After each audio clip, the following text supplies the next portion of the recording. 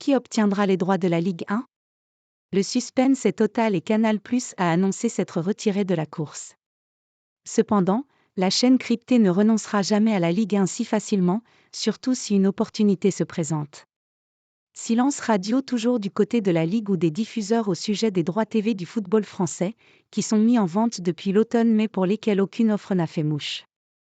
Vincent Labrune, président de la LFP, essaie de négocier au mieux pour permettre au football français d'être mis en avant tout en alimentant financièrement les clubs. Mais la tendance n'est pas incroyable, que ce soit sur le plan de la médiatisation de notre championnat, ou de la donne économique.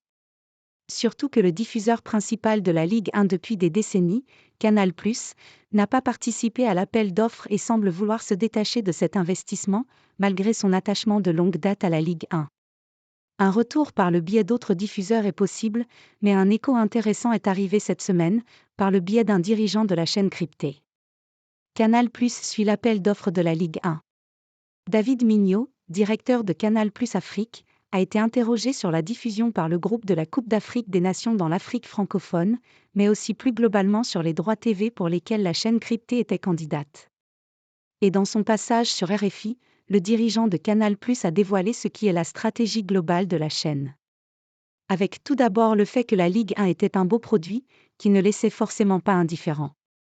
Au football, vous avez une dizaine de grandes compétitions ou championnats, Canal est sans arrêt dans un processus d'appel d'offres.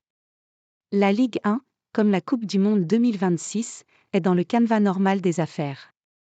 C'est important pour Canal+ d'avoir le bon prix pour les bons droits.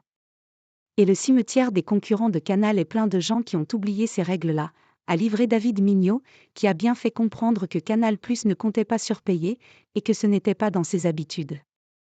Une référence directe à des investissements qui ont parfois été colossaux, comme TPS ou Mediapro par le passé, et dont les acquéreurs se sont mordus les doigts par la suite. Résultat, Canal+ cherche toujours à mettre le juste prix, et ne tombera pas dans la surenchère, que ce soit pour les compétitions internationales comme pour la Ligue 1.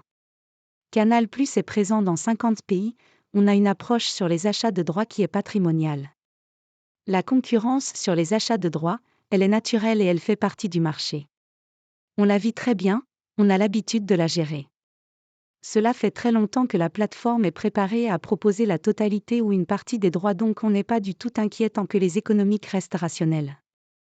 On n'ira pas à faire des surenchères, a prévenu le dirigeant de Canal+, qui reste fidèle à la ligne fixée par Maxime Saada, même s'il est évident que si une occasion se présente pour pouvoir présenter la Ligue 1 sur ses antennes, la chaîne historique du football français l'étudiera sérieusement si cela rentre dans sa grille budgétaire et sa stratégie.